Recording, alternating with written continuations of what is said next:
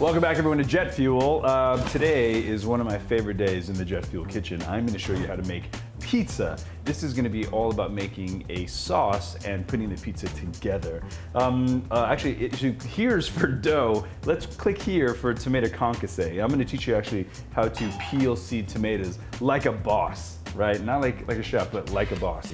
So here's my setup, really simple. There's like 5 ingredients all together. In a saucepan, I've got this heated up. I'm gonna do a little bit of extra virgin olive oil. And when the oil is dancing and shimmering, I know it's time to start cooking.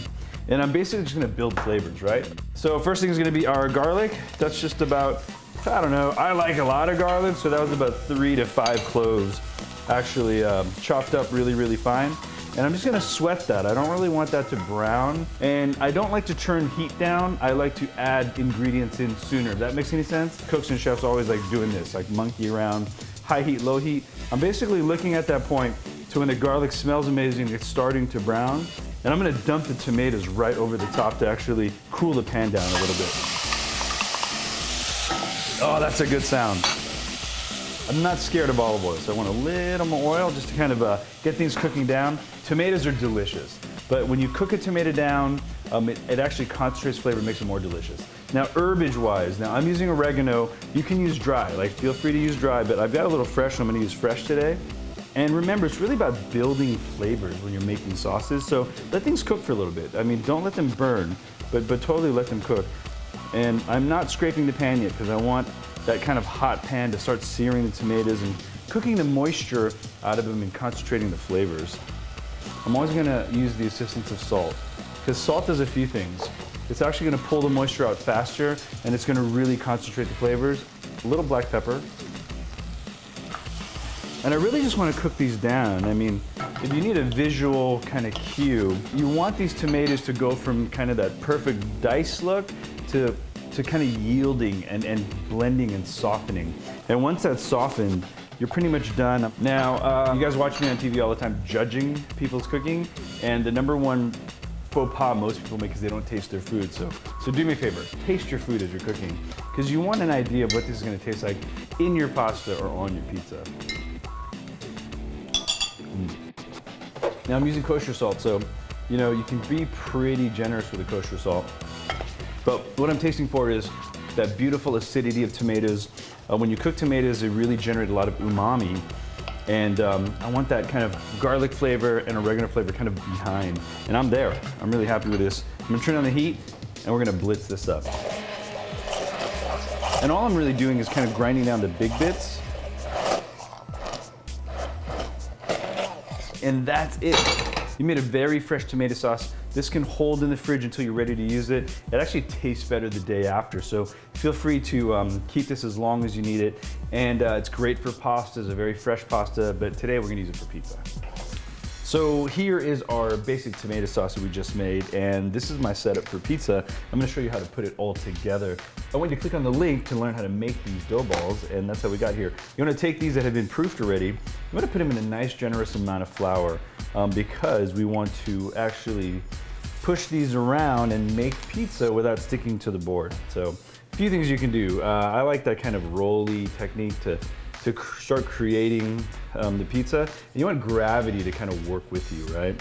As this stretches, it starts to pull down, but you want to keep it moving because you don't want this really oblong pizza.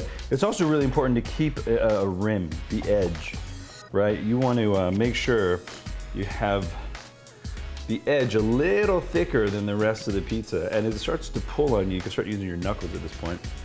And what I'm doing is stretching the dough. I don't really dare throw this over my head yet. I haven't gotten to that point. So let's get it back on the board. And like so, it's round. The edges are a little thicker than the middle. And you probably want this thing, I don't know, about no more than 1/4 inch. And you want that edge about 1/2 inch. The whole idea is you need to make sure this thing will move on you. So you want to make sure that there's enough flour. So once you build the pizza, it'll slide right onto the stone. So a little bit of sauce in the middle. This is probably, I don't know, about 1/4 to 1/2 cup. Just get that around. Don't mess with the edges. It smells amazing. This sauce is nice and garlicky the way I like it. The sauce has actually been sitting in the refrigerator because you want this at room temp or cold because you don't want to mess with the dough, because if the dough starts to heat up, it starts to get really gooey. And because it's margarita, there's a big debate in the pizza world. Do you finish with basil?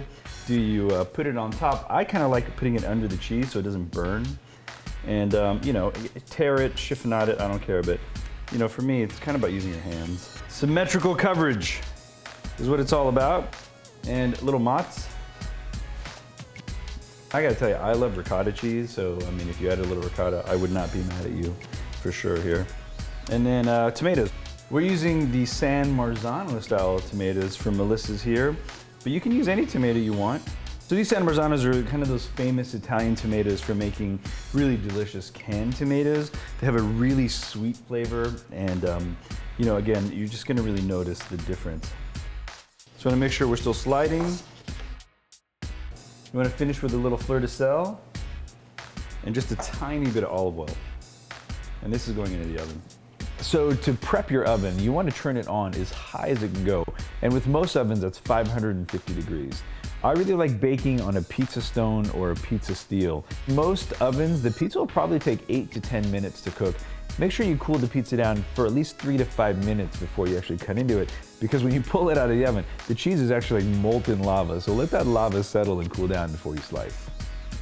There's nothing more perfect than fresh, hot pizza coming out of your oven at home. Now, if you like what you see, subscribe, like us, give us some comments. Heck, you can even send us pictures of the pizza you made from our recipe. We'll see you next time on JetFuel.